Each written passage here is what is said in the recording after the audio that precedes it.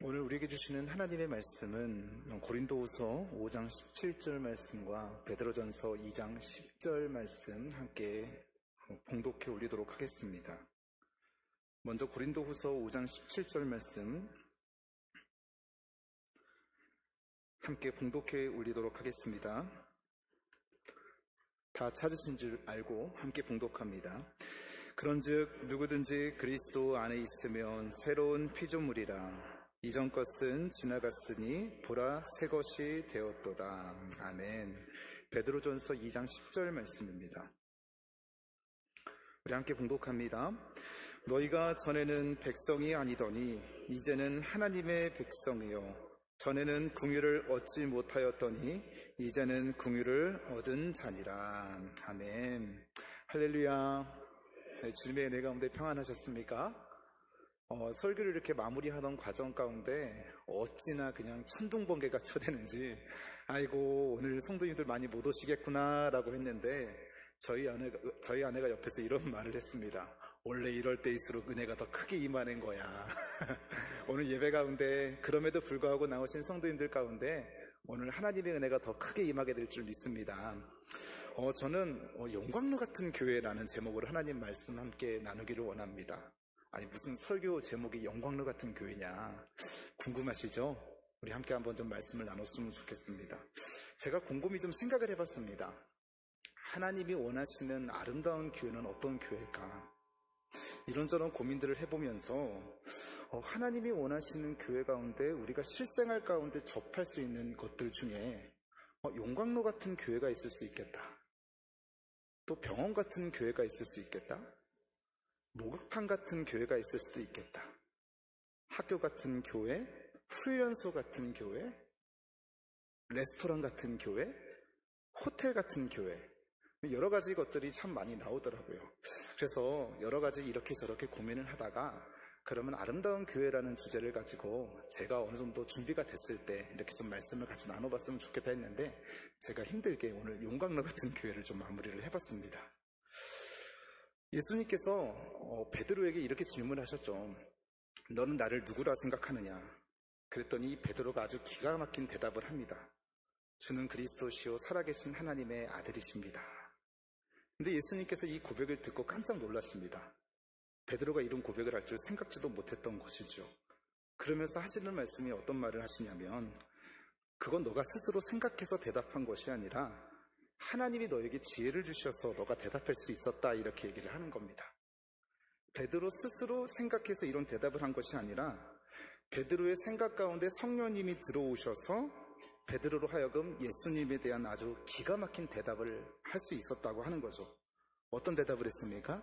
하나님의 아들, 그리스도, 메시아, 구원자 이 네 가지가 다 충족되는 아주 완벽한 똑부러진 대답을 한 겁니다. 예수님께서 이 베드로의 대답을 들어주시고 참 기분이 좋으셨는지 이 베드로의 고백 위에 무엇을 세우겠다고 말씀하시냐면 교회를 세우겠다고 말씀을 하시죠. 그래서 이 베드로의 신앙 고백을 중심으로 모인 사람들의 공동체를 교회라고 부르기 시작했고 주는 그리스도시요 살아계신 하나님의 아들이십니다라고 이와 같은 고백을 하는 사람들이 모인 공동체를 교회라 부르라고 말씀하신 겁니다. 그렇기 때문에 오늘 시간 저와 여러분이 이 자리에 모여서 베드로와 같이 신앙 고백을 할 수 있었기 때문에 우리는 교회 공동체로 모일 수 있었던 것이고 그리고 이 모여있는 사람들을 가리켜서 교회라고 부를 수 있는 것이죠. 그리고 여러분 이 교회가 얼마나 힘이 있고 능력이 있느냐면 사단의 권세가 감히 이 교회를 이겨내지 못한다고 말씀을 하고 있습니다. 마태복음 16장 18절에 보니까 이렇게 말씀을 하고 있습니다. 우리 한번 같이 읽어볼까요? 시작. 너는 베드로라. 네. 제가 읽겠습니다. 너는 베드로라. 내가 이 반석 위에 내 교회를 세우리니 음부의 권세가 이기지 못하리라 라고 말씀하고 있죠. 이 반석이라고 하는 것은요, 이 베드로의 신앙 고백을 얘기하는 겁니다. 음부의 권세라고 하는 것은 사단의 권세, 마귀의 권세라고 얘기를 하는데 이 음부의 권세가 교회를 이기지 못할 것이라고 얘기를 하고 있죠. 그러니까 사탄 마귀가 우리 교회를 무너뜨리기 위해서 이렇게 공격을 하고 저렇게 공격을 한다 할지라도 이 교회를 무너뜨릴 수가 없다고 하는 거예요. 지금 사단이 공중권세 잡은 자로서 세상을 쥐락펴락하고 있고 우리에게 고통하고 괴롭게 만들고 힘들게 만들고 있지 않습니까? 그렇게 사단은 교회를 이리저리 무너뜨리려고 하고 이 교회를 없애기 위해서 몸부림을 친다 할지라도 그것은 단순히 사단의 계획인 것뿐이지 하나님은 결코 그렇게 하지 않게 하신다는 겁니다. 우리도 지금 사단의 공격을 많이 받고 있죠. 조롱을 당하기도 하고 때로는 멸시를 당하기도 하고 핍박을 당하기도 하고 베드로와 같이 신앙 고백을 한 사람들의 모임인 이 교회 가운데 있는 사람들은 그럼에도 불구하고 절대로 사단의 권세가, 음부의 권세가, 마귀가 접근하지 못할 뿐만 아니라 우리를 건드릴 수도 없다고 하는 겁니다. 저는 이 하나님의 은혜가 사단이 우리를 넘어뜨리지 못하는 역사가 우리 교회 가운데 나타날 줄 믿습니다. 우리 교회가 굉장히 중요한 시기이고 또 기도해야 되는 시기이고 또 용광로와 같은 하나님의 은혜가 우리 교회 가운데 임하여서 하나님께서 이 베드로의 신앙 위에 반석으로 세운 교회 가운데 어떠한 사단의 권세가 틈타지 못하는 하나님께서 강권적으로 붙들어 주시는 은혜가 넘치기를 소망합니다. 왜냐하면 하나님께서 우리에게 천군 천사를 보내주셔서 우리를 지키고 계실 뿐만 아니라 모든 사망 권세를 깨뜨리신 예수 그리스도께서 우리에게 이미 승리하신 왕으로 오셨기 때문에 사단과 마귀의 권세가 접근조차 할 수 없다고 하는 것이죠. 자, 그렇다면 이런 용광로 같은 교회 다니는 사람들은 도대체 어떤 사람들이냐? 한마디로 말씀을 드리자면 이 변화된 사람들을 얘기합니다. 용광로 가운데 들어간 사람들은 변화된 사람들을 가리켜서 그리스도인이라고 얘기를 하는 거죠. 우리가 오늘 본문 베드로전서 2장 10절 말씀을 함께 같이 읽었는데요. 다시 한번 읽어주시겠습니까? 함께 같이 읽습니다. 시작. 너희가 전에는 백성이 아니더니 이제는 하나님의 백성이요 전에는 긍휼을 얻지 못하였더니 이제는 긍휼을 얻은 자니라 라고 얘기하고 있습니다. 여기서 너희가 라고 얘기하는 것은요, 우리 교회 공동체 한 사람 한 사람이래요. 전에는 그리고 이제는 이렇게 과거를 얘기하고 현재를 얘기하는데 과거에는 우리가 백성이 아니었대요. 그런데 이제는 하나님의 백성이 되었답니다. 우리가 교회 공동체의 일원이 되었다는 것을 얘기해주고 있고요. 전에는 긍휼을 얻지 못하였더니 전에는 지옥 백성이었더니 라고 얘기를 해주고 있는 건데 지금은 하나님의 사랑을 입어서 교회 공동체 가운데 있는 사람이라는 설명을 하고 있는 거예요. 그래서 여러분, 교회 다니는 사람들, 우리 그리스도인들은요, 과거가 있고 현재가 있습니다. 그런데 교회 다니지 않는 사람들, 아직 지옥 백성으로 살아가는 사람들, 죄가 왕노릇하는 사람들은요, 여전히 현재만 살아갑니다. 왜냐하면 그냥 죄인으로 살다가 태어나서 죄를 즐기고 죄 속에서 그대로 죽기 때문에 이 죄가 종노릇하는 교회를 다니지 않는 사람들은요, 그냥 현재만이 있는 거예요. 그런데 우리는 예수님을 만나기 전에도 마찬가지로 우리도 똑같이 현재만 사는 사람들은 아니었지 않습니까? 근데 아까 베드로전서 2장 10절 말씀에 보니까요, 과거를 얘기하고 현재를 얘기하는 거예요. 무슨 말입니까? 우리도 예수님을 만나기 전까지는 그들과 같이 똑같이 죄 가운데 태어났고 죄인으로 살았다는 거예요. 그런데 우리가 예수님을 영접하게 됨으로 말미암아 우리의 모든 죄 문제가 십자가에서 처리됐고 해결되었다고 얘기하는 거죠. 지난번 제가 오후 예배 때 이 부정 과거 시제라는 말씀을 드리지 않았습니까? 우리가 여전히 죄를 짓고 죄 가운데 지금 살아가고 있다 할지라도 이미 예수 그리스도께서 십자가의 그 문제를 처리해 놓으셨기 때문에 우리는 다시는 주 보혈 안에 가운데 있기 때문에 고통받지 않고 그리고 죄의 영향력 가운데 지배를 받지 않고 살아간다고 말씀을 드렸습니다. 그렇게 우리의 모든 문제가 이 십자가에서 죄 문제가 처리를 받았기 때문에 이제는 우리가 죄와는 상관이 없는 존재가 되었다고, 하나님의 아들과 그런 하나님의 딸로 살아가고 있다는 것이지요. 그렇게 변화된 그리스도인들을 가리켜서 변화된 사람, 그리스도인이라고 말을 하는 겁니다. 고린도후서 5장 17절에 보니까 이렇게 말씀이 기록되어 있습니다. 같이 한번 읽겠습니다. 시작. 그런즉 누구든지 그리스도 안에 있으면 새로운 피조물이다. 지나갔으니 보라 새 것이 되었도다. 과거에는 우리가 진노의 자녀, 마귀의 자녀였으나 예수님을 영접함으로써 새로운 피조물, 하나님의 자녀로 바뀌어졌다고 말을 하는 거죠. 그런 변화된 사람들을 가리켜서 그리스도인이라고 얘기를 하는 겁니다. 그래서 제가 첫 번째로 용광로 같은 사람들, 용광로 같은 교회 다니는 사람들이 어떤 사람들이냐? 변화된 사람들이라고 말을 하고 있죠. 그리스도인들이 그 용광로 가운데 거하는 사람들이라고 얘기를 하는 거예요. 그렇기 때문에 우리에게는 이전의 삶이 있고 현재의 삶이 있다면, 그러면 마찬가지로 우리 교회에 찾아오는 사람들에게도요, 우리가 그들에게 이전의 삶의 우리의 모습을 보여주고 그리고 바뀌어진 새로운 현재의 삶의 모습을 보여주면서 새로운 피조물이 돼도 그들도 우리가 돕는 역할, 그리고 우리가 세우는 역할, 우리가 만드는 역할을 해야 되는 것이 용광로 같은 교회의 첫 번째 요건이라고 얘기하는 겁니다. 여러분, 예를 들어서 여기가 용광로라고 생각을 해보십시오. 이런 묵상 때문에 이 말씀을 좀 준비하게 됐는데, 이 용광로 가운데는 뭐가 들어갑니까? 지저분한 쇳덩어리 같은 것들이 들어갑니다. 녹슨 철이 들어가기도 하고 더러운 것들이 들어가기도 하고, 지저분한 조각조각한 쇳덩어리가 이곳에 들어가고 나서 여기에서 부글부글 끓여지면 어떻게 됩니까? 깨끗하게 완전히 변해진 새로운 물체가 나오지 않습니까? 그러니까 이 교회가요, 용광로 같은 교회가 되어져서 우리가 이전에는 마귀의 자녀, 진노의 자녀, 죄가 종로로 타는 자녀로 삼았다라고 한다면, 우리가 교회에 와서 그 용광로 같은 교회 가운데 푹 적셔져서 새로운 사람으로 변화되어져서 우리가 죄에서 자유한 존재로 살아가고 있는 것 아닙니까? 그것이 우리로만 끝나는 것이 아니라 새로운 사람들이 교회에 오게 되면 용광로 같은 교회의 첫 번째 요건인, 그 사람들도 우리가 전에는 진노의 자녀였지만 이제는 새롭게 바뀌어지는 하나님의 새로운 피조물로서 그 사역을 만들어갈 수 있도록, 그런 사람들을 세워나갈 수 있도록 우리가 존재하고 그 사명을 감당하는 것이 용광로 같은 교회의 첫 번째 조건이라고 하는 겁니다. 우리 교회가 지금까지 그 역할을 잘 감당했죠. 앞으로 더 잘했으면 좋겠다고 얘기하는 겁니다.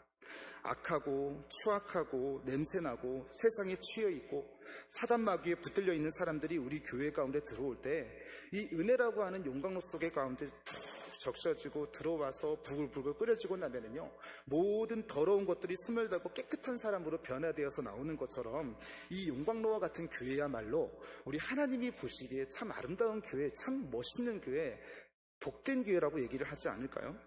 우리가 기도할 때 그래서 하나님, 우리 교회가 용광로 같은 교회가 되게 하여 주옵소서, 더럽고 냄새나고 이상하고 귀신에 붙들려 살고 이리저리 휘둘리 살면서 죄의 종로로 타는 사람들이 우리 교회를 찾아오게 되었을 때, 우리도 그런 모든 사람들이 우리도 마찬가지로 용광로 속에 담궈져서 변화됨으로 새로운 사람으로 바뀌어지는 역사가 나타날 수 있도록 인도하여 주옵소서. 이 기도가 우리 교회 가운데 계속 끊이지 않고 이루어져 가기를 주님의 이름으로 간절히 축복합니다. 왜냐하면 우리도 그런 모습으로 살았기 때문에 그렇습니다. 이전에 우리의 과거가 어떻습니까? 갈라디아서 5장 19절 21절 말씀을 보니까요, 우리의 과거의 모습을 아주 적나라하게 기록하고 있습니다. 한번 어떤 모습이었는지 옛날에 이전에 우리의 모습을 생각하시면서 함께 읽겠습니다. 시작. 육체의 일은 분명하니 곧 음행과 더러운 것과 호색과 우상숭배와 주술과 원수 맺는 것과 분쟁과 시기와 분냄과 당짓는 것과 분열함과 이단과 투기와 술취함과 방탕함과 또 그와 같은 것들이 우리가 이전에 살았던 우리의 모습 가운데 있었다는 거예요. 용광로 가운데 들어가기 전에. 그랬던 우리가 이 교회에 들어오고 나서 복음을 듣고 하나님의 말씀을 들으면서 이런 모습들이 언제부턴가 사라지기 시작한 겁니다. 아니, 아직 조금은 남아있을지 모르지만 그 남아있는 것들까지도 모조리 없애기 위해서 우리가 이 교회 공동체라고 하는, 이 교회도 은혜의 공동체, 용광로라고 하는 은혜의 공동체에 들어와서 어떻게든 이 문제를 끊임없이 끊어내려고, 해결하려고 지금까지 애를 쓰면서 담아져 있는 것 아닙니까? 제가 이것을 보면서 이 목욕탕에 제 몸을 푹 담근 제 모습을 생각해 봤습니다. 이 목욕탕에 제 몸을 담그면 몸이 점점 불지 않습니까?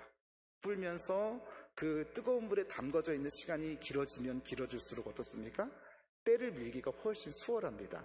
저녁부터 지저분한 얘기를 해서 죄송합니다만은, 그 한증막에 들어가 있을 때라든지 찜질방에 들어가 있을 때라든지 사우나 속에 들어가 있을 때라든지 그 시간이 점점 길어지면 길어질수록요, 우리 안에 보이지 않던 때까지도 다 일어나게 돼서 우리의 몸을 깨끗하게 세신할 수 있는 것처럼, 우리도 마찬가지로 그 문제를 가지고 고통스러워하고 괴로워하면은요, 이 용광로라고 하는 은혜의 공동체 속에 가운데 들어오게 되면, 그리고 들어와서 그 문제가 해결되지 않아도 계속해서 말씀 듣고 기도하고 찬양하고, 또 안 돼도 말씀 듣고 기도하고 찬양하고, 이 같은 일들이 반복되어져서 나타난다고 한다면요, 우리의 남겨져 있는 그런 모든 더러운 문제들까지도 오늘 하나님께서 그 문제를 용광로와 같은 교회에서 풀어내시는 은혜가 있게 되시길 소망합니다. 저는 그것을 믿습니다. 그런데 우리가 그랬던 우리가 이렇게 바뀌어지는데, 지금 갈라디아서 5장 19절 말씀에서 기록하고 있는 것처럼 이 지저분한 것들이 모두 태워져서 우리가 새로운 사람으로 그렇게 변화되었다고 한다면, 우리만 변화되어서는 되겠습니까? 교회에 새로운 사람들이 계속 찾아오게 될 텐데 또 그런 문제들로 인해서 고통받고 괴로워하고 또 이런 문제들이 해결됐으면 좋겠다는 소망하는 마음으로 기도하는 마음으로 교회를 찾아오게 될 텐데 우리의 과거의 모습을 보여줘서 아이고 은혜의 공동체 가운데 자랐다고 용광로 같은 교회에 자랐다고 나도 예전의 모습이 이랬었는데 내가 용광로 같은 교회 가운데 푹 담궈졌더니 이렇게 새로운 사람으로 바뀌어졌더라고. 조금만 기다려보라고 그러면 나와 같이 새로운 사람이 될 거라고 그렇게 격려하면서 우리 교회에 하나님을 알지 못하는 사람들이 그런 소문들을 듣고 찾아와서 내 제 문제 좀 해결해 줬으면 좋겠다고 그랬을 때에 그런 사람들을 세워가고 우리가 받았던 은혜를 누렸던 것처럼 그 사람들에게도 그런 은혜가 흘러가는 여주성결교회 되기를 소망합니다.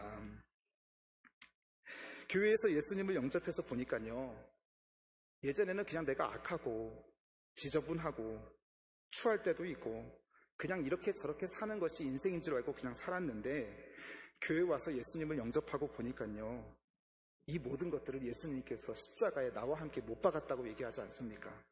갈라디아서 5장 24절에 보니까 이렇게 기록이 되어 있는 겁니다. 그리스도 예수의 사람들은 육체와 함께 그 정욕과 탐심을 십자가에 못 박았다고 말합니다. 지금껏 육신의 정욕, 안목의 정욕, 이생의 자랑을 가지고 살아왔는데 근데 예수님을 만나기 전까지는요, 그게 죄인지 모르고 살았다니까요. 그게 그냥 인생인 줄 알고 그냥저냥 그렇게 살아왔는데 교회에 와서 용광로와 같은 교회 공동체에 담궈지고 나서 보니까 그게 더러운 줄 알겠더라고요. 그게 나쁜 것인 줄 알겠더라고요. 그것들을 또 용광로 속에 불태워짐으로써 내가 변화된 사람으로 살아가고 있구나라는 것들도 확실히 알게 됐더라고요. 그래서 갈라디아서 5장 24절 말씀대로 한다면요, 정욕과 육체와 탐심을 모두 십자가에 못 박아서 새로운 사람으로 완전히 변화되었다고 한다면 우리도 그랬던 것처럼 계속해서 그런 역할을 감당할 수 있는 교회가 하나님이 보시기에 아름다운 교회가 아닐까라는 묵상을 해보게 되었습니다.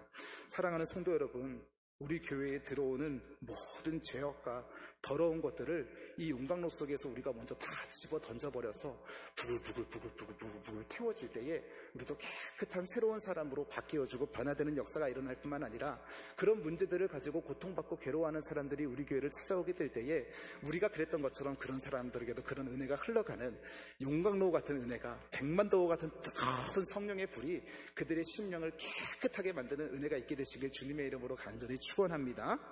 자, 그런데 문제는요, 이 용광로 같은 교회에 들어오기는 했는데 이 더러운 것들이 완벽하게 사라지지는 않았다고 하는 거예요. 그래서 바울이 뭐라고 얘기를 하냐면요, 우리의 인생의 신앙의 선배인 바울이 뭐라고 얘기를 하냐면 내가 날마다 나를 죽이며 산다고 말합니다. 나를 날마다 죽이며 산다고 얘기해요. 고린도전서 15장 31절에 그렇게 기록을 하고 있습니다. 같이 한번 읽겠습니다. 시작. 형제들아, 내가 그리스도 예수 우리 주 안에서 가진 바 너희에 대한 나의 자랑을 두고 단언하노니 나는 날마다 죽노라. 그냥 죽는 게 아니래요. 언제 죽는데요? 날마다 죽는다고 말을 해요. 여러분, 바울이 지금 무슨 생각을 하면서 이런 말을 하냐면, 여러분, 바울의 큰 관심사가 뭐라고 생각하십니까?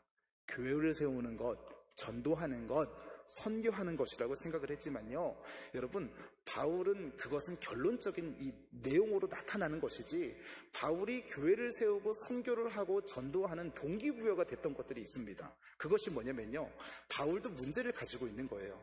내 죄 문제를 어떻게든 처리하고 싶고 해결하고 싶고 계속해서 이 죄를 짓는 문제를 가지고 어떻게 할까 고민을 했는데요, 이 문제들을 어디서 해결을 하냐면 교회 공동체에 와서 뜨거운 용광로 속에 담겨지고 또 담겨지니까요, 자신의 그 문제가 처리되고 해결되는 것을 맛보게 된 겁니다. 그렇게 해서 바울이 어떻게 된 줄 아세요? 전 세계를 다 돌면서 이 교회 공동체를 세워가기 위해서 여기서도 전도하고 여기서도 선교하고 여기서도 교회를 세우는 일들을 바울이요, 가장 인생에 큰 관심을 가지고 목적을 가지고 여기저기 다니면서 그렇게 사역했다고 하는 거예요. 그래서 바울은요, 전도하면서 교회를 세우면서 선교를 하면서 자기의 속을 다 드러내 보이는 거예요. 그래서 여기저기 중보기도를 요청합니다. 어떤 중보기도를 요청합니까? 내가 지금 날마다 죽고 있지만 내가 여전히 교회 공동체 가서 용광로와 같은 은혜 공동체 가운데 푹 적셔지고 또 적셔지고 또 적셔지지만 아직도 계속해서 죽어야 될 것들이 많다고. 너무너무 죽어야 될 것들이 많다고. 시간이 지나면 지날수록 이 교회 공동체에 들어와서 계속해서 죽었는데도 여전히 죽어야 될 것들이 많다고. 그런데 이 문제를 교회 안에서 해결할 수 있다고 이렇게 말하면서 뭐라고 그러냐, 나는 날마다 교회 안에서 죽는다고 고백을 하는 겁니다.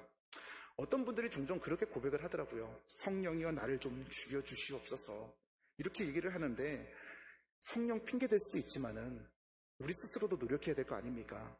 왜냐하면 바울이 뭐라고 그러냐면요, 갈라디아서 2장 20절에 이렇게 고백을 합니다. 내가 그리스도와 함께 십자가에 못 박혔대요. 나라고 하는 주어를 사용하면서 내가 십자가에 못 박혀야지 죽을 수 있다고 하는 거예요. 그런데 바울의 문제가 뭐라고요? 내가 여전히 죽질 않는 거죠. 내가 여전히 죽고 싶은데 그 문제가 죽지 않고 계속해서 자꾸 살아 역사하니까 이렇게 고민하고 저렇게 고민하고 이렇게 노력하고 어떻게든 그 문제를 하려고 나를 계속 죽이려고 노력했다는 것 아닙니까? 여러분, 이스라엘의 초대 왕이 누굽니까? 사울 왕이죠. 그리고 두 번째 왕이 누굽니까? 다윗 왕입니다. 사울 왕이 죽어야지만이 다윗 왕이 활동할 수 있어요. 사울이 죽어야지만이 다윗이 하나님의 사명을 감당할 수 있는 거예요. 사울이 죽어야지 하나님께서 다윗에게 주신 그 사역과 백성들을 다스리고 통치할 수 있는 것들이 이루어져야 되는 거예요. 그래서 일반적으로 사울을 뭐라고 얘기하냐면요, 육에 속한 사람이라고 얘기합니다. 그리고 또 다윗을요, 영에 속한 사람이라고 비유를 하죠. 사울이 죽어야 다윗이 왕이 돼서 사역을 감당할 수 있으니까 내 안에 있는 육이, 내 안에 있는 세상의 가치관들이 다 죽어야 된다고 하는 거예요. 그런데 문제는 우리가 잘 죽지를 않으니까 하나님께서 교회 공동체를 통해서 내 자신이 용광로와 같은 교회에 와서 죽고 나면 안 죽어도 100만도보다 뜨거운 성령의 불로 또 태워지고 또 태워지고 또 태워지고 죽을 때까지 태워지고 나면 새로운 영적인 사람으로 바뀌어진다는 것을 경험하다 보니 그것을 알리기 위해서 교회를 세우고 선교를 하고 전도를 하고, 그리고 그 공동체 가운데 우리가 함께 예수 그리스도 안에서 함께 십자가에 못 박혀 죽자고, 이것이 바울의 인생 가운데 최대의 관심사였다고 하는 겁니다. 사랑하는 성도 여러분, 제가 감히 말씀드리지만 우리가 예수와 함께 십자가에 못 박혀 죽는 은혜가 있게 되시길 주님의 이름으로 간절히 축원합니다. 우리가 그렇게 날마다 죽겠다고 고백을 하지만요, 아직도 죽지를 않고 있고 그 더러운 것들이 태워지지는 않지만, 그때마다 교회 공동체라고 하는, 은혜 공동체라고 하는, 내가 80도에서 죽지 않으면 90도까지 가고 90도에서도 죽지 않으면 100도까지 가고 더 깊은 은혜의 공동체 가운데 깊이 들어가면 들어갈수록 그 용광로와 같은 교회가 우리의 모든 더러운 문제들을 태워 없애주시고, 그리고 해결되지 못하는 문제들까지도 하나님께서 해결하시고 그것들을 흘려보내는 은혜가 있게 되시길 주님의 이름으로 축원합니다. 그것이 바로 아름다운 교회가 아닐까 제가 생각해 보게 되었습니다. 한 발 더 나아가서 이 용광로와 같은 교회는요, 나를 죽이는 곳, 나를 새롭게 만드는 곳이기도 하지만요, 나를 바꾸는 곳이기도, 변화시키는 곳이기도 하지만요, 나를 새롭게 만드는 곳이기도 하다는 거예요.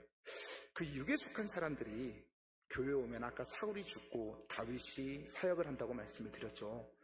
육에 속한 사람이 죽으면 영에 속한 사람이 활동하기 시작합니다. 육에 속한 사람이 죽었을 때 음행과 방탕함과 술 취함과 이런 모든 것들이 죽으면요, 이 영에 속한 사람이 드디어 이제 사역을 하기 시작하는데, 우리 안에 어떤 일들이 일어나냐면, 자, 갈라디아서 5장 22절 23절에 보니까 이렇게 기록이 되어 있습니다. 우리가 같이 한번 잘 아는 말씀이지만 함께 읽겠습니다. 시작. 오직 성령의 열매는 사랑과 희락과 화평과 오래 참음과 자비와 양성과 충성과 온유와 절제니 이 같은 것을 금지할 법이 없다고 얘기를 하고 있는 거예요. 그런데 우리가 아까 방금 전에 살펴봤던 것처럼 육에 속한 사람들의 나타나는 특징인 19절 말씀은요, 육에 속한 것에 대해서 얘기를 하면서 음행과 호색과 우상숭배와 술취함과 방탕한 이러한 것들이 있는데, 우리가 교회 공동체에 들어오면 그것들이 녹아진다고 말씀드렸죠. 그런데도 그것이 금방 녹아지지는 않지만 뜨거운 용광로 속에 푹 들어가 있으면, 그것들이 들어가 있으면 있을수록 그 문제들이 풀어지고 해결해진다고 말씀을 드렸습니다. 자, 그렇게 녹아지고 나면 어떤 변화가 일어나냐면요, 방금 읽은 성령의 열매가 우리의 심령 가운데 나타내려고 노력하지 않아도요, 그런 은혜들이 자연스럽게 나타나야 되는 거예요. 용광로 속에 먼저 죽으면요, 우리의 육이 주고 영적인 사람으로 거듭나고 살아가게 되면 우리가 그렇게 바뀌어지는 사람으로 살아간다는 거예요. 그리고 새로운 사람으로 변화되는 역사가 나타난다는 거죠. 바울도 마찬가지로 자신의 과거를 여기서 이렇게 얘기합니다. 디모데전서 1장 13절에 이렇게 얘기를 하는데, 내가 전에는 비방자요, 박해자요, 폭행자였으나 도리어 긍휼을 입은 것은 내가 믿지 아니할 때에 알지 못하고 행하였음이라. 바울이 과거의 모습이 어떻게 얘기를 합니까? 비방자였대요, 박해자였대요, 폭행자였다고 얘기를 합니다. 그런데 여러분, 사실 우리가 그리스도인들이 박해하는 바울의 모습을 보고 바울 스스로가 이렇게 얘기를 했지만요, 여러분, 바울은 굉장히 점잖은 사람이었습니다. 우리나라 말로 표현하자면 양반이었습니다. 바울은 율법에 흠이 없다고 얘기를 해요. 여러분, 율법에 흠이 없는 사람이라고 할 정도면요, 정말 학식도 풍부하고 매너도 좋고 그리고 배려심도 깊고 말도 부드럽게 하고 주변 사람들에게 존경받고 인정받을 만한 것에 어떠한 것도 흠이 없는 사람이었다고 하는 겁니다. 다만 바울 자신이 믿는 어떤 정의와 이것도 진리라고 하는 것이 침해를 당했다고 생각을 하니까 그리스도인들을 박해한 것이지, 바울 스스로는 아는 거예요. 남이 볼 때 바울 자신의 모습이 공부도 참 많이 하고 매너도 좋고 말도 부드럽게 하고 참 좋은 사람으로 봤을지는 모르겠지만요, 나는 내가 알잖아요. 내 모습은 내가 내 스스로가 알지 않습니까? 다른 사람들이 겉으로 보는 모습과는 다르게 내 모습을 보니까 나는 솔직히 비방하는 사람이고 박해하는 사람이고 폭행하는 사람이었다고, 내 속에는 내 더러운 것들이 가득 차 있는 사람이었다고 자신을 고백하는 거예요. 그랬던 바울이 이 교회 공동체에 들어가서 그런 나의 속사람이 완전히 녹아져서 새 사람으로 바뀌어졌다고 고백을 하는 거죠. 그래서 아까도 말씀드린 것처럼 바울이 교회를 세우고 전도하고 선교를 한 이유가 사람들을 나와 같이 새로운 사람, 새로운 피조물로 바꾸어주고 변화시키기 위해서 교회를 세웠다는 거예요. 그래서 바울이 아까는 비방자요, 박해자요, 폭행자라고 얘기했지만 지금 바울이 어떤 사람으로 변화되었냐고 하냐면요, 바울이 그러한 육신의 모든 죄의 문제를 해결하려고 고통 가운데 막 고통하다가 거기서 그냥 끝난 사람이 아니었습니다. 그 문제를 해결받은 사람 아닙니까? 그런데 이 부분에 대해서는 많이 얘기를 하지 않는 것 같은데, 바울이요, 그 문제들을 해결하고 나서 어떤 사람으로 바뀌어졌느냐, 디모데전서 1장 14절에 이렇게 기록을 하고 있는 겁니다. 같이 한번 읽어보겠습니다. 시작. 우리 주의 은혜가 그리스도 예수 안에 있는 믿음과 사랑과 함께 어떻게 했대요? 넘치도록 풍성한 사람이 되었다고 얘기하는 거예요. 이것은 다른 말로 가리켜서 겉과 속이 같은 사람이 되었다라고 얘기를 하는 거예요. 내가 전에는 그런 걸로 인해서 괴로워하고 고통스러워하고 힘들어하는 사람이 있지만 이제는 예수 그리스도의 복음의 공동체를 통과하고 나서 보니 내 자신이 하나님의 은혜로 충만해지고 풍성해졌다고 하는 겁니다. 오늘 바울이 이렇게 결론을 맺었던 것처럼 오늘 저와 여러분에게도 그런 은혜가, 겉과 속이 같은 은혜가 하나님의 은혜로 말미암아 그 사랑과 은혜가 풍성한 사람들로 살아가는 교회가 우리 교회 안에서 우리 교회에 오는 모든 사람들마다 나타나는 새로운 사람으로 변화되는 놀라운 역사가 있게 되시길 주님의 이름으로 축원합니다. 교회를 다녔는데도요, 20년 30년 교회를 다녔는데도 용광로와 같은 은혜 가운데는 들어가지 못하고 깊이 들어가 본 적도 없고 은혜를 받는 둥 마는 둥 하면서 아무런 변화가 나타나지 않는 사람들이 있더라고요. 그러면 안 된답니다. 하나님은 우리 교회가 용광로처럼 부글부글 끓여져서 100만도보다 뜨거운 성령의 불이 역사되어져서 우리도 바뀌어지고 어떤 사람이 오든지 간에 그들의 생각이 변하고 그들의 삶이 바뀌고 그들의 인격이 바뀌고 그들의 영성도 바뀌어져서 새로운 피조물에게 나타나는 변화되는 삶이 계속해서 나타날 수 있도록, 그래서 예전에는 종종 신방 가다 보면 이렇게 얘기를 하더라고요. 목사님, 사람의 성품은 안 바뀌지요. 목사님, 사람의 인격은 바뀌어지지 않죠. 태어날 때부터 타고난 거잖아요. 그런데 그분은 하나님을 모르는 분입니다. 우리가 100만도보다 뜨거운 용광로와 같은 교회에 푹 들어가게 되면요, 예전의 모습이 아니에요. 새로운 것들이 나오는 거예요. 새롭게 변화된 사람들이 나와서 우리의 성품도 하나님이 바꾸시는 줄 믿으시길 소망합니다. 우리의 인격도 바뀌어지는 것이고요, 우리의 언어와 우리의 행동, 그 모든 것들이 우리가 은혜 가운데 용광로 가운데 푹 적셔지고 나면은 완전히 새롭게 바울과 같이 변하는 사람들로 나타나는 은혜가 있게 되시길, 그리고 그런 교회로 영적인 맛집으로 우리 여주성결교회가 소문나는 은혜가 있게 되시길 주님의 이름으로 간절히 축원합니다. 사도행전 4장 13절 말씀에 보니까요, 대제사장들이 이렇게 얘기합니다. 베드로와 요한을 보면서 이렇게 말해요. 그들이 베드로와 요한이 담대하게 말함을 보고 그들을 본래 학문 없는 범인으로 알았다가 이상히 여겼답니다. 그들이 무슨 공부를 한 게 있었겠습니까? 그들이 무슨 학위를 딴 게 있었겠습니까? 그런데 말을 하는 걸 보니까요, 이게 심상치가 않는 거예요. 그런데 이들이요, 죄송합니다, 무식한 사람들이었습니다. 그런데 예수님이라고 하는 이 예수님의 모습을 보고 이 교회 공동체를 겪고 나서 그렇게 훈련을 받고 나왔더니요, 성령의 불로 녹아지고 또 녹아지고 또 녹아졌더니 그런 무식한 사람들이 아니라고 하는 거예요. 변화되었다고 하는 겁니다. 여러분, 교회는 그런 곳이어야 되고 그렇게 할 수밖에 없는 사명을 감당해야 되는 교회인 줄 믿으시기 소망합니다. 우리도 그런 사람들이었잖아요. 죄인이 있던 사람들이 의인으로 바뀌어졌고, 마귀의 자녀가 하나님의 자녀로 바뀌어졌고, 지옥 백성이 하나님의 백성으로 바뀌어지는 우리 교회가 용광로와 같은 교회가 되기를 소망합니다. 마지막으로 한 가지 더, 이 용광로와 같은 교회는요, 우리를 변화시키기도 하지만 우리를 다듬어가는 곳이기도 합니다. 다듬어가는 곳. 쇳덩어리가 용광로 속에 들어가고 나면 완전히 다른 형태로 바뀐다고 말씀을 드렸죠. 그래서 교회는 사람을 변화시키는 곳이기도 하지만 형태를 바꾸더라고요. 형태를 바꾸기도 하고, 그리고 다듬어지는 곳이기도 하고. 그 오네시모라는 사람이 있었습니다.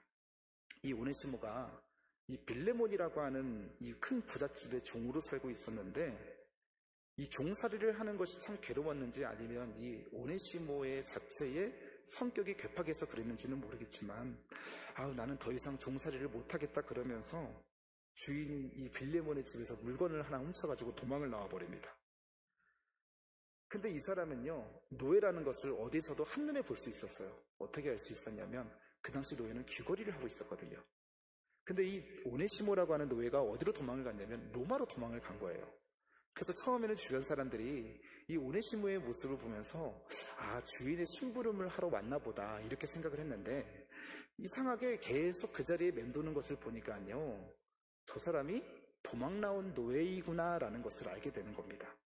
오네시모도 주변 사람들의 눈치를 가만히 보니까 이게 사람들이 나를 이상하게 생각한다는 것을 느끼기 시작한 거죠.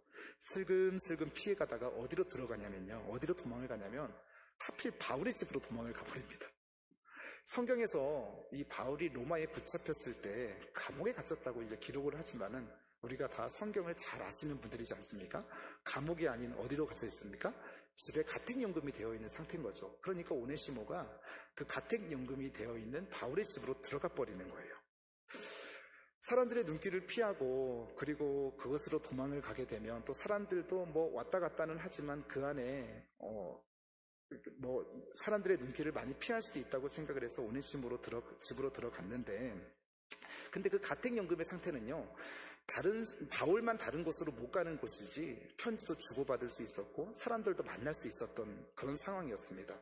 그러다가 보니까 거기에서 많은 사람들이 와서 대화를 나누기도 하고, 그리고 또 편지를 주고받기도 했는데, 근데 중요한 것은 뭐냐면요, 로마의 가택연금이 되어 있는 이 집이 어떤 곳이었냐면 교회였던 거예요. 교회. 여기 와서 찬송도 부르고 예배도 드리고 성경 공부도 하고 기도하는 곳이었습니다.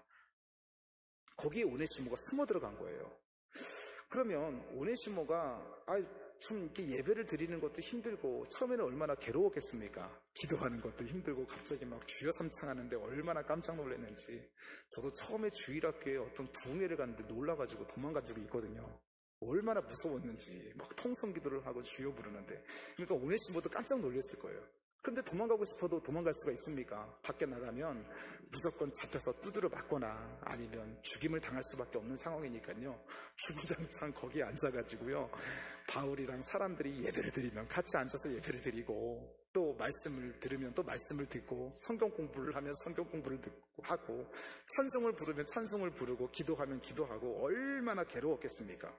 그런데 어디도 가지 못하고 거기서 꾸준히 앉아서 같이 예배를 드렸는데요, 이 오네시모가 점점 말씀의 은혜를 받고 찬양의 은혜를 받고 기도의 은혜를 받고 성경 공부의 은혜를 받으면서 뜨거워지기 시작하는 거예요. 처음에 기도할 때는 굉장히 괴로웠을 거고 말씀 들을 때도 괴로웠는데, 점점 은혜의 용광로 속에 계속 담궈지고 또 담궈지고 또 담궈지니까요, 나중에는 아멘 할렐루야를 외치는 아주 믿음의 사람이 되었다고 하는 거죠. 그렇게 완전히 새로운 사람으로 바뀌어졌는데, 그러면서 이제 오네시모가 나는 이제 어떻게 살아야 되는지, 나의 사명은 무엇인지, 나의 성품은 어떤 것인지, 나의 인품은 어떤 것인지를 고민하며 살기 시작하는 겁니다. 어디 안에서요? 용광로 가운데 들어가서요. 그리고 또 시간이 어느 정도 지나서 바울이 오네시모를 부릅니다. 오네시모야, 너가 여기 오랫동안 있었는데 이제 이 편지를 가지고 내 주인에게 돌아가서 용서를 구하라고. 바울 선생님, 저 돌아가면 맞아 죽을지도 모릅니다. 아니라고, 걱정하지 말라고. 너가 가서 이 편지를 전해주면서 잘못한 것에 대해 용서를 구하면 너는 아무 일도 없을 거라고. 그렇게 오네시모가 주인인 빌레몬에게 찾아가서 바울의 편지를 전해줬습니다. 여러분, 주인인 빌레몬의 입장에서 이 도망간 종이 물건을 훔쳐가지고 갔으니, 만났으니까 얼마나 화가 났겠습니까? 그런데도 이 바울의 편지를 줬으니까 이 바울의 편지를 먼저 다 읽어보는 겁니다. 편지의 내용은 이렇습니다. 빌레몬아, 너의 종 오네시모가 네 물건을 가지고 도망쳤지만 도망가다가 갈 곳이 없어서 나한테 왔단다. 그렇게 오네시모가 우리 교회 공동체 가운데 들어왔는데, 오네시모가 하나님의 은혜로 거듭나고 성령을 받고 하나님의 백성이 되었는데, 이제는 오네시모가 너가 예전에 알던 도둑놈도 아니고 포악한 사람도 아니고 하나님의 자녀로 바뀌어져서 다듬어졌으니까 야단치지 말라고, 용서해 주라고 그 편지의 내용을 쓴 겁니다. 그 내용이 우리가 잘 알고 있는 빌레몬서죠. 자, 빌레몬서 1장 11절 말씀인데요. 그가 전에는 내게 무익하였으나 이제는 나와 내게 유익한 존재로 바뀌어지고 변화되었다고 하는 겁니다. 바울이 있는 이 집이 작은 교회였다는 거죠. 이 교회 안에서 어떻게 해요? 용광로와 같은 교회를 통하여 관통하고 지나갔더니 죄인이 의인으로 바뀌고 지옥 갈 사람이 천국 가는 사람으로 바뀌고 마귀의 자녀가 하나님의 자녀로 바뀌어지고 거친 사람이 다듬어져서 유익한 사람으로 바뀌어졌다고 하는 겁니다. 사랑하는 성도 여러분, 저는 우리 교회가 정말 사랑하는 마음으로 용광로와 같은 교회가 되기를 소망합니다. 그게 교회의 목적이고 교회가 존재해야 될 이유 아닙니까? 신체된 영혼이 찾아와서 건강한 영혼이 되고, 죽은 영혼이 찾아와서 산 영혼이 되고, 아픈 영혼이 찾아와서 고침받는 영혼이 되고, 슬픔 가운데 있는 영혼이 찾아와서 그 슬픔을 말끔히 씻어내는 위로받는 영혼이 되고, 할 일 없는 사람들이 하나님의 사명 감당하는 영혼들이 되고, 도둑질했던 사람들이 이제는 선한 일을 베푸는 사람들이 되고, 그래서 교회가 사람을 변화시키고 깨끗하게 또 죽이고 그리고 새롭게 다듬어지는 이 역할을 감당하게 됨으로 말미암아 이 교회가 그 역할을 온전히 감당할 때 하나님이 보시고 아름다운 교회로 세울 수 있다고 하는 겁니다. 오늘 여주성결교회가 그 역할을 잘 감당함으로 하나님께서 신앙 고백 위에 세워진 이 교회 공동체 가운데 하나님의 은혜가 충만하게 흘러넘쳐서 우리 여주성결교회가 여주에서 제일 좋은 교회래, 제일 큰 교회래, 제일 좋은 위치에 있대, 제일 재정이 풍성하대, 얼마나 신앙적인 프로그램들을 많이 하는지 몰라. 그게 아니라 우리 교회 가면 그 교회는 뜨거워. 용광로와 같이 얼마나 뜨거운지 그냥 그 근처만 가도 죄가 회개가 되어지고 내 모든 안에 있는 문제들을 가지고 막 기도하기 시작하는데 실제로 그 문제들이 풀려지고 심지어 나까지도 내 성품과 내 인격까지도 변화되는 그런 교회로 자리 잡고 있잖아. 그런 교회 한번 가보라고. 얼마나 좋은지 모른다고. 그런 위대한 교회로 소문나는 은혜가 있게 되시기를 주님의 이름으로 간절히 축원합니다.